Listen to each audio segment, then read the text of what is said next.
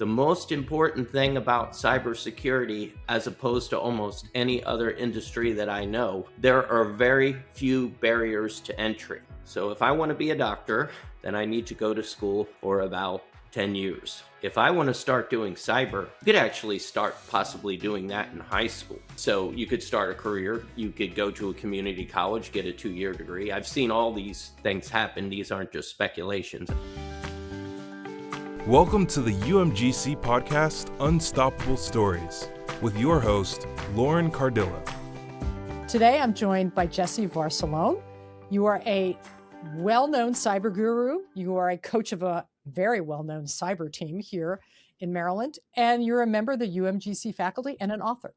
And so, Jesse, thank you so much for being here today. We really appreciate it. And my first question is always, how did you get into this? How did cyber and computers become your thing? Were you the kid in the basement tearing apart computers? What was it? Absolutely not. So when I was a kid, it was the 80s. Computers were a lot different. They basically were like green screens and orange screens and floppy drives, and they were a lot less interesting. And a lot of the work done on computers was actually in isolation. So I started, using computers from a very early age, programming. This was before Windows came out. So you were using like Atari and Commodore. And, when I went to college, originally I wanted to do computer science, but then I pivoted and said, I really want to work with people. So I became a teacher. And I've been teaching now for a total of 32 years. And that background extends to, I've taught high school. I've taught for the Department of Defense at DC3, which is the Defense Cybercrime Center, for 5 years. That's over here in Lithicum, Maryland. I've taught graduate school, undergraduate school, non-credit, community college. And I've actually taught at many of the different universities within the University of Maryland system, including Coppin, UMBC, Towson. I've done summer camps in College Park, Maryland. And of course, let's not forget UMGC. So you've taken your love of teaching pretty much to any outlet that you enjoy teaching, but why computers then? I actually started as a math teacher when I was in high school, and I pivoted to teaching computers and wound up that, originally I was a computer person in the 80s, and I refound my love for everything. And, I had the skill set and desire and passion, but I'm very passionate about computers and cyber, and it's my idea of fun. Math, while I was a math teacher, primarily I chose a math teacher because although I did enjoy math, I knew there was when I first started teaching, it was hard to get a teacher job. So I chose math because that was something that you could get a job in for sure. But cyber is actually something I'm really passionate about and interested in, and I can go look up new things and learn new things every day, especially with the emergence of AI. It's basically like having a personal tutor every day, all day, that helps me learn new things. And, I don't use it as a shortcut. For the most part, I just use it to enhance my own understanding of things. So when did you sort of make that switch? What prompted you to go, math is fascinating, but cyber is like growth, I got a call from UMBC, University of Maryland, Baltimore County. I guess I had applied to a job online, back when I had like a Windows 95 computer. And they actually had reached out to me, and I thought it was a solicitation to go to the school, but they said, we're interested in having you, be a cyber instructor. So I went up there and did a presentation, and they said, well, you're really good at presenting and teaching, but you don't have the background necessary for these classes, so we're going to train you. So I took all the classes, and then it went from there. So about since 2000, I've been teaching cyber cyber, and there's different certification tracks. A plus and Net Plus. They teach you how to fix computers and network computers, and then use different operating systems. So it's been a total of about 26 years now that I've actually been involved in those type of IT/cyber classes. So you have seen it all, done it all. What's like for people who are not cyber people? What's the most exciting thing about cyber right now? Well, so I say these things, and people very much appreciate. Traditionally, there was computer science. This was we're coming back full circle to math. This has been a degree that has scared many people off over the years because of high math requirements, including like calculus, high level Calc 2, Calc 3. Computer science has been about the math and hard math. In a cybersecurity major at UMGC and possibly other institutions, I'm not sure, we only have one math class. It's not about math. It's more about updating Windows and updating Linux and fixing problems and networking. So that's one thing that's exciting to people who aren't math people. Now let me go beyond that.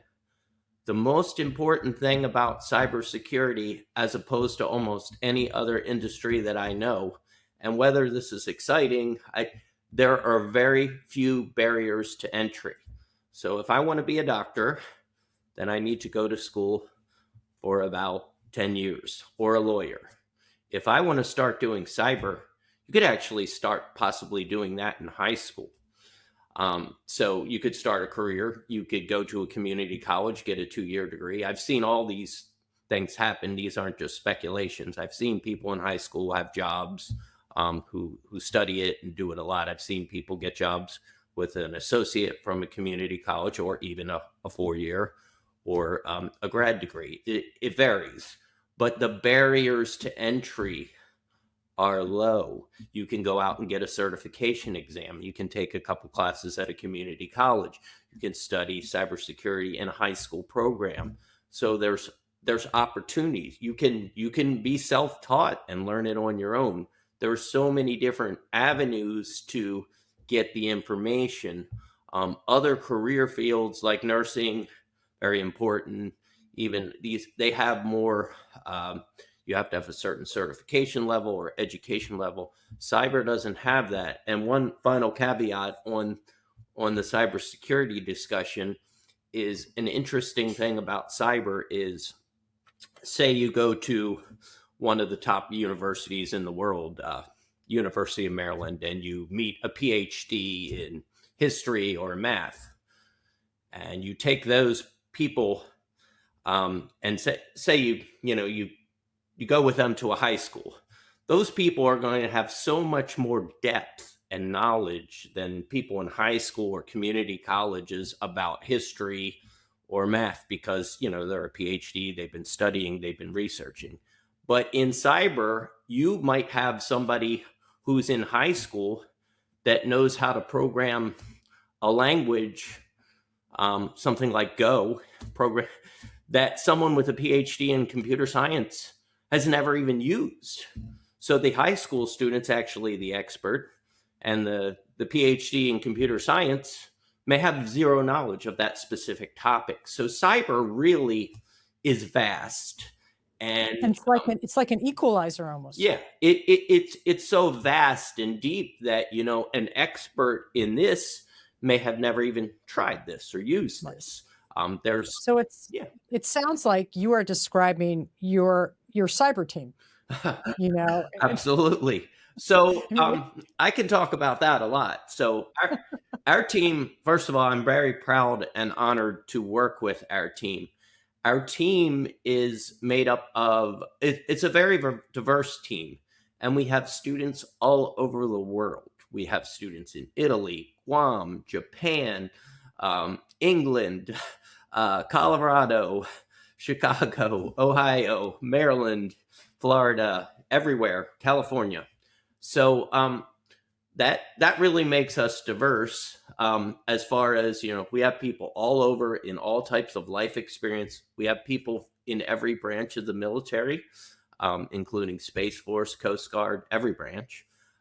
We have students of all different ages and backgrounds and experience, some who are career changers, some who have vast experience in the field.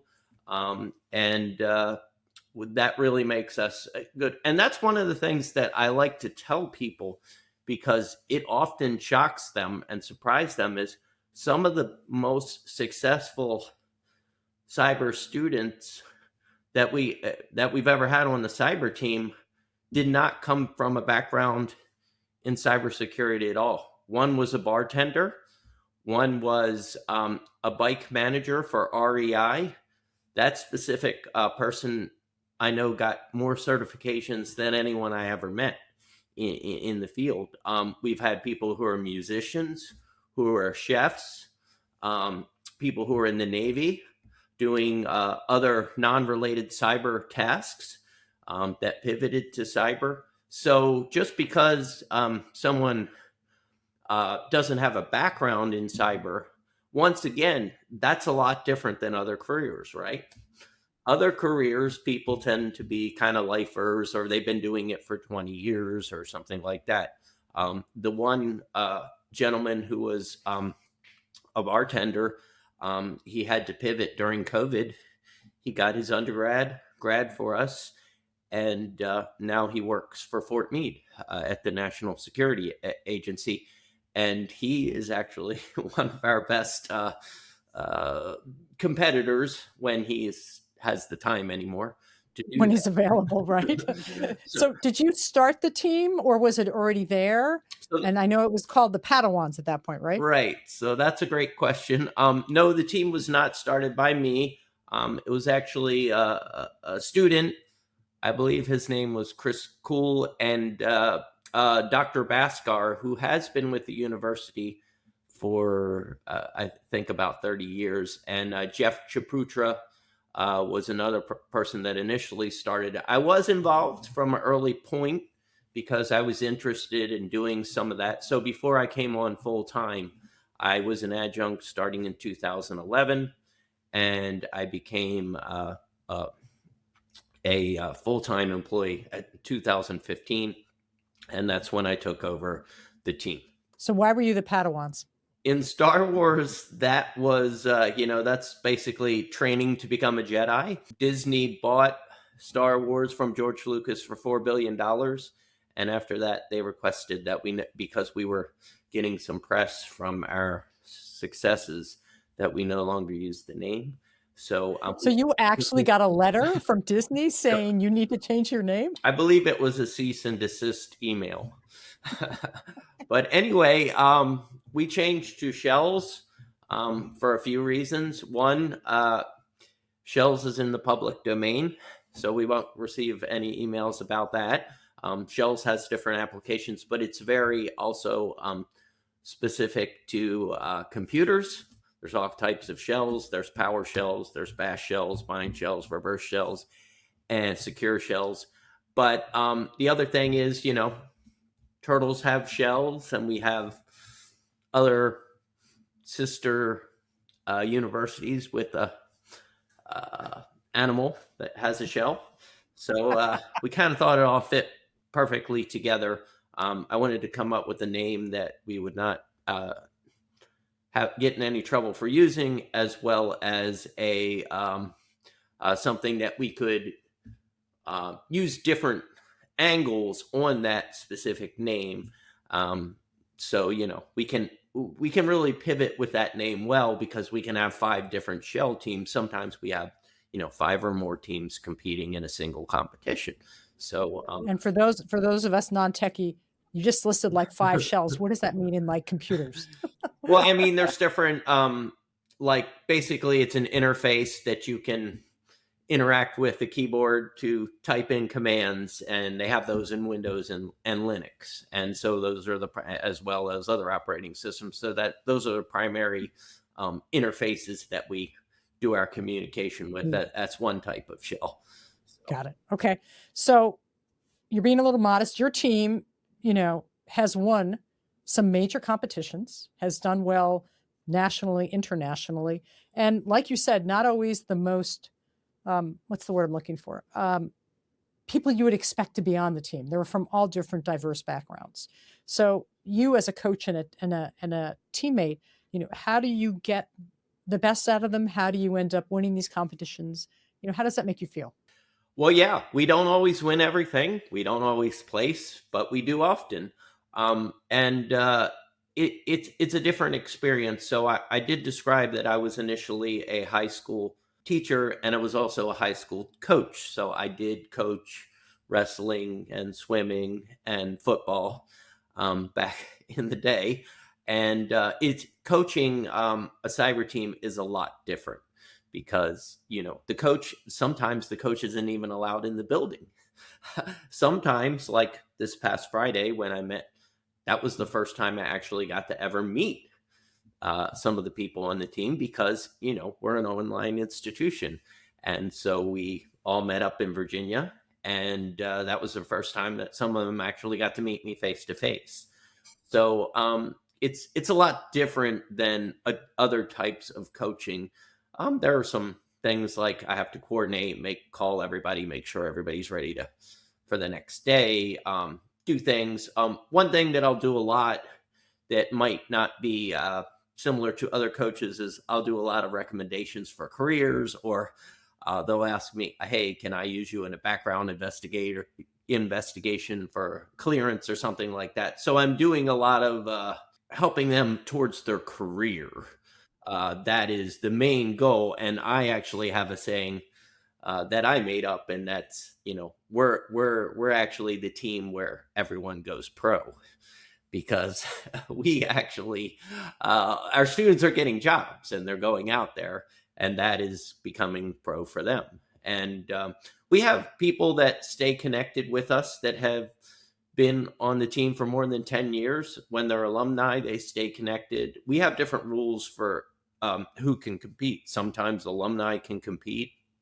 Sometimes, faculty, sometimes just undergraduates. It just depends on the competition. Some of the competitions I was reading, the other universities that ended up in the standings are some pretty big places, prestigious places.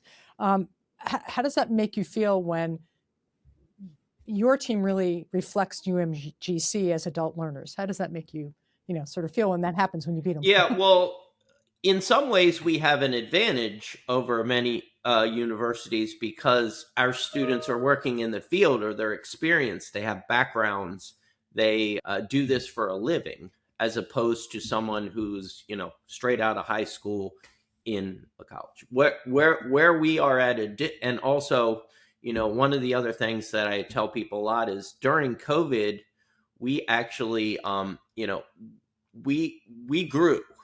So a lot of the people that were other schools struggled during COVID to retain membership because they were doing face-to-face meetings, but we had already been doing our meetings online. So we actually grew and really started to come into our own as a team.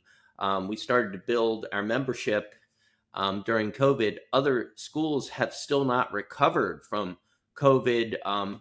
They were meeting regularly. Their teams were doing great. They were kind of unstoppable, if you will. But then COVID happened, and it just broke up their whole momentum. And things happened, or people left, or went to different places. But for UMGC, we've excelled under that because of just being online and flexible, and that's just part of our DNA to keep going. So we were able to build, and so we have an advantage over other schools. Where we have a disadvantage, and I'm very forthright about, it's not all perfect either, is if you're in a dorm together and you're able to meet on campus and plan for a competition coming up, that's a huge advantage to those teams. A traditional university like University of Virginia or University of Maryland, College Park, or UMBC. So they could have they could know, okay, this person's good at this skill, this person's good at leadership. Let's put these, and a lot of times our teams will be coming together in different time zones, uh, never really worked together or met each other face to face. So that's a challenge too.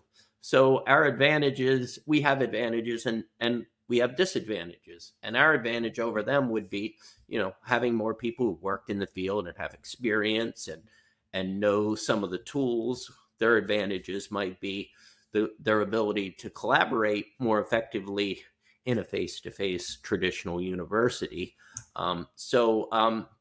We get a lot of respect because people know that we are constantly at the top of the ratings. But like I said, that's the students and their ability. And the tough part is we get a lot of superstars, and they graduate. So one of our students finished first out of 6,001 students in the nation on an individual contest. But that student we can't really use during competitions anymore because they're graduated and working in the field. That student actually I met on a base in Langley in Virginia. So I actually have done some outreach and gone to different UMGC bases around the world and run competitions to meet people who might be interested in cyber. And I've had a chance to go to Langley twice, Norfolk, Miramar in San Diego, and Andrews, and as well as gone to some community colleges, as well as even high schools, and run some events to represent UMGC and get things. So I also run competitions as well as part of my outreach to bring in people. Once again, you're listening to Jesse Varsalone on Unstoppable Stories. If you want to hear more stories like this, don't forget to like or subscribe on your favorite podcast channel. You were just talking about how you recruit people. I went to your website and it has if you're interested, apply here. And I'm like, okay, what are you looking for? What's that application process like? Well, I don't want to give away the secrets, but one of the ways that we actually have most effectively recruited, we do have, information on the website and they can reach out to me, but we actually put a message in each class, and we have thousands of cyber classes at UMGC. And, hey, we have a team. Did you know we had a team? Here's the way to become part of the team. So we actually have that level of outreach. And we have five or six different ways they can make the team. If they were on a team in high school or a community college, they automatically qualify. They can just get, an email from their previous coach.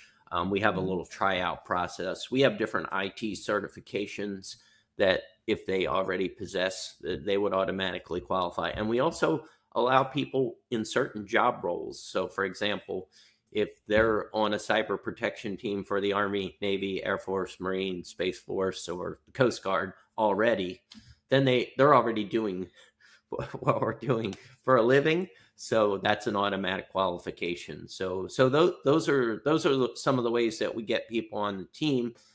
Word of mouth. I always talk about the team when I go. Last week I was in San Diego, California, at an event, and I talked to people about the team and joining the team, and faculty also can be part of the team too.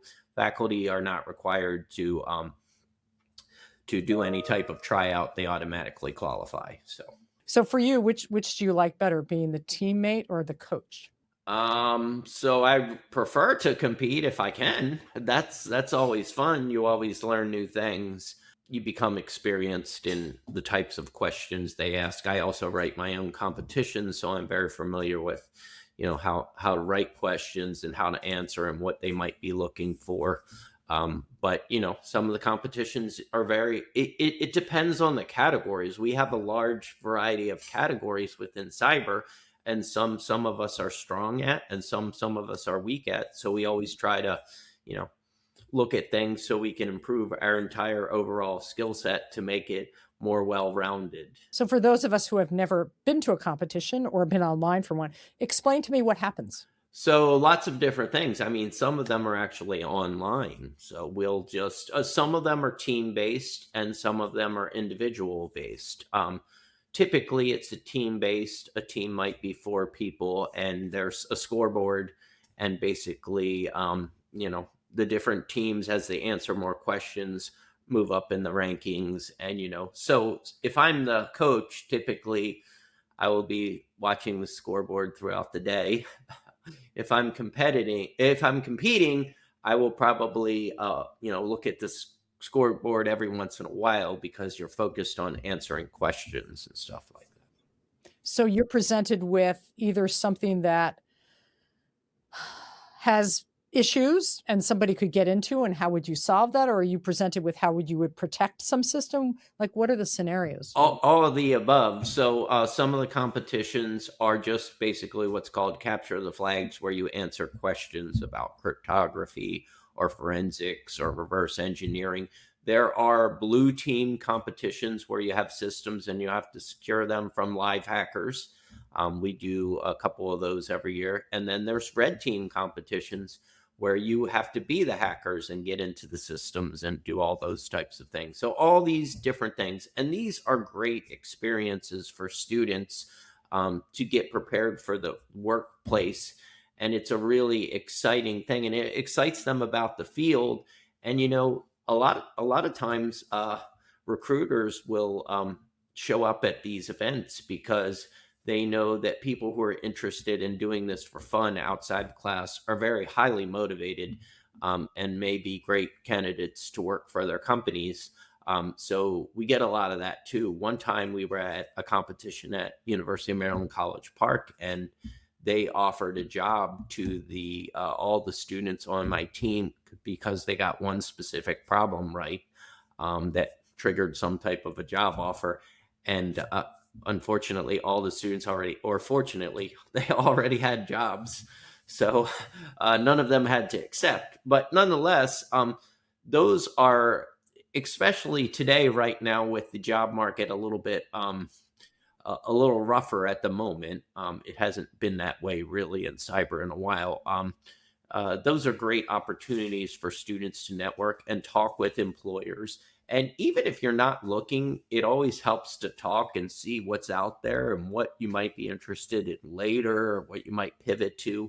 A lot of our students may be transitioning from leaving the military to civilian life, and they might be looking at what's next for me down the road. So it sounds like with all your success, there's good and bad. It's success, but then you lose all those students. And you have to keep bringing in new ones. Are there like three skills that you think are common to the students who do the best?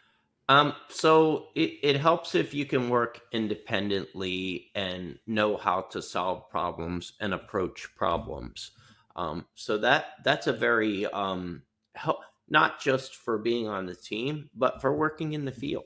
So being able to solve a problem, being able to work on your own, I would say understanding that you're going to see something that you haven't seen before and you may not know how to solve it, and trying to come up with a way to approach, not letting that scare you off.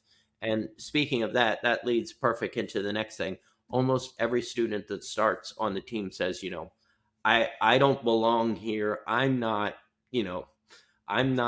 good enough. I don't have the confidence, or I haven't really done a lot of this. And that's what they all say when they start. And I say that to them all. I'm like, everybody says that.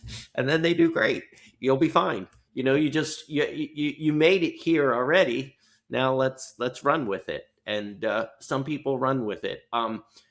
Some people just live it and breathe it. So the one thing that's very important is if you're really serious about like doing well on the team and doing well in the career, you should have a home network set up. You should play with the stuff all the time. Now, here I am.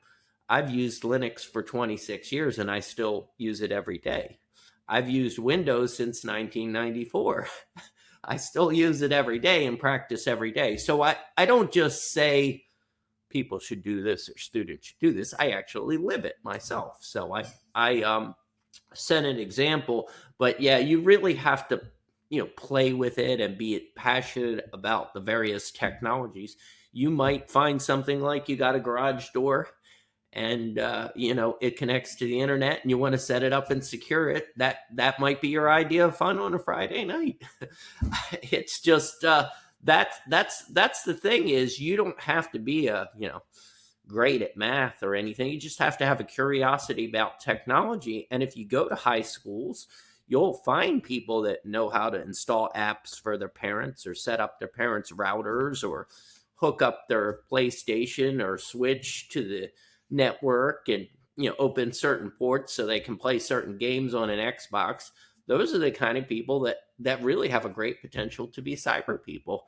And that's what I say when I go speak at high schools or community colleges, because you may not realize you are the cyber person that needs, if you're going to your family's house for Christmas or Thanksgiving and they want you to take a look at your computer, you probably have cybersecurity for, as a career for yourself, Joyce. You just didn't know it.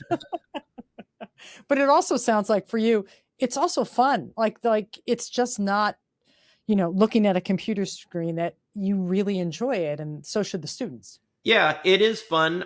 They say if you do something you really enjoy, you'll never work a day in your life. I enjoy cyber.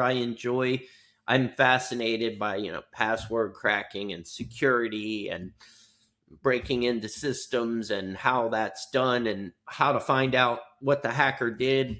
It all is just things these are all things that I find very interesting.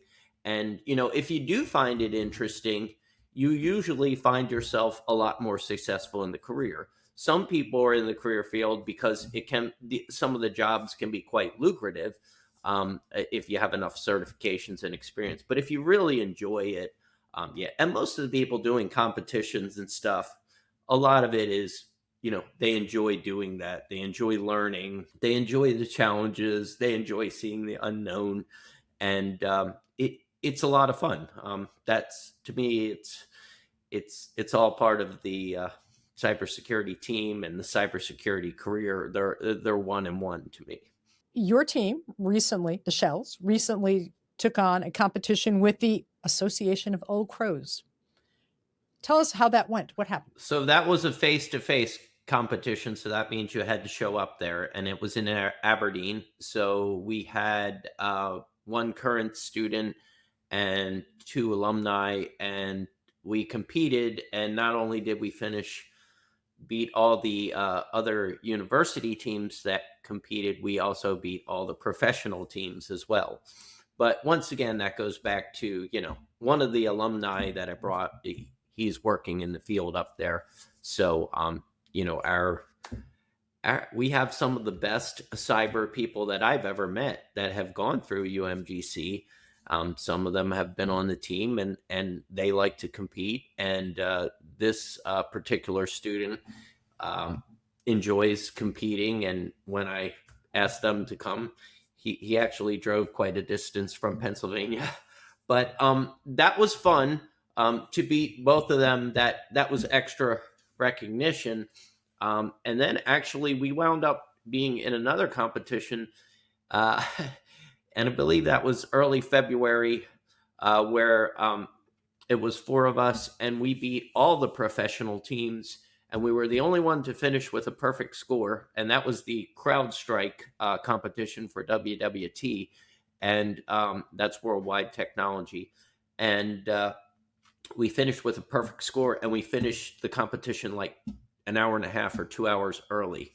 Those are really nice, because it's one thing to beat other colleges, but to beat professional teams, it shows you that we really have well-rounded students and alumni and skilled people who really know a lot about. So it's a validation of the UMGC's programs and their talent, their professors, their students, their alumni. So that's actually extremely pleasing to me, and it makes me so proud, because what's really interesting about both those competitions is really it wasn't one person. It was multiple people doing multiple things with diverse skills that all came together and made it a team. So that really is a very satisfying thing as a coach to see everyone contributing and everyone's knowledge needed to get to that one point. And that's one of the great things about these competitions is you really get to demonstrate your knowledge and your skills and show that UMGC is really a major force in cybersecurity programs in the country. I also hear there's a competition that sort of is like the Final Four in college basketball, which is totally cool. What is it? What is it about?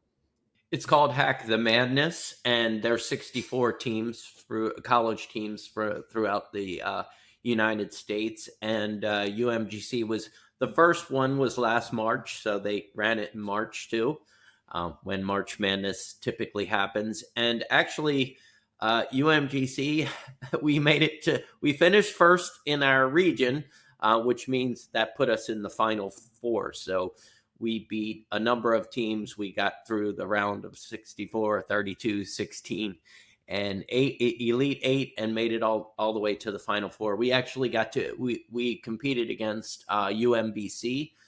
They've actually traditionally been a big powerhouse in cybersecurity competitions. But we went to in our match, we lost to University of Central Florida in our Final Four match, and they did wind up winning the whole thing. But what was really interesting is we had one of our students was in Japan, and he's a pen tester. One was in England, and his wife works for Fort Meade, so he's stationed over there. One of our students actually works for Fort Meade, but was an East Asian studies major. So, but she did cyber for a living. So, and then another of our students, Brandon Wright, he was actually the first University of Maryland Global Campus student ever who was drafted by the U.S. Cyber Games team. And he was actually drafted in 2025. So he was drafted, and I'm also one of the coaches for the United States Cyber Game team for their pipeline program too. So, and we had some other students too, and everyone contributed, and it was just a wild thing, and I was so proud of it. It was a team of 6. So proud of all the students and their accomplishment. And we all got sent some, hats and shirts for making the Final Four. So it was really a great accomplishment. Was it like one weekend? Like, March Madness is weeks. I mean, how did it? So yeah, it was multiple weekends. It was Saturday and Sunday. If you won on Saturday, you made it to Sunday. Then it took a couple weeks off, and then Saturday and Sunday, and then you made it and continued. And that actually kind of messed up our competition schedule because we made it so far in. It wound up going on the same day as another competition, and it was just too much. We had to focus on that one because that was making it to the Final Four was big. And we will be competing again this year as well. Those are good problems to have. Yeah. When we do grad walk, I can't tell you how many people come through with cyber degrees who are just like, I'm already there. I'm using it. I've been using it for a while. It's been my pathway. It's like what, as Dr. Fowler would say, it's transformed lives, So I totally agree with you. As UMGC's reputation grows in competitions, what advice would you give to someone sitting out there thinking, maybe I should do that? What would be your advice to a future team member? Yeah, I mean, to me, everyone who's been part of the team has benefited through networking, sometimes jobs, sometimes advice, career advice, or advice about transitioning out of the military. So what you're really doing is UMGC is a big school. It's over 100,000. When we're on the cyber team, we're a much smaller community that really knows each other a lot better and works to help each other. There's various problems that they come across, and they work together and collaborate. So it gives you that little small school feeling within a very large school. But again, the big thing is a lot of people think, well, I'm not, I don't have enough skills, or I'm new to cyber. Those are not barriers. Those you can adapt. Many of our team members came from they were career changers. They came from a non-cyber background. They wound up being some of our best contributors in the history of the team. So we welcome all. And like I said, cybersecurity, it is not a place where there's a lot of barriers. So if you are motivated to do it, then you can make it. And we have 6 different ways to get on the team. Other universities, I talked to someone at a different university, they have waiting lists, and only a certain number of people can be on the main team. We don't have that. We have to kind of go with the flow because, on a weekend, one of our students might be working, or they might be in Japan, or something else where they can't compete somehow. So we have to kind of go with the team that's available. If it's a weekday competition, a weekend, local, etc., we have an ability to give everyone on the team an opportunity to compete at some point. So we don't have the restrictions that some other universities do, because we're not traditional, and everyone's not available all the time. People have kids, people have spouses, people have military duties that they have to take care of. They don't all have a lot of free time that might be that you might be afforded at a traditional university in a traditional age bracket. So Well, great. Thank you for joining us today, Jesse. Totally loved hearing your stories about the cyber team, things I didn't know. awesome. And for everyone listening and watching, please remember to like and subscribe to watch more episodes or last year's episodes of Unstoppable Stories on your favorite podcast channel.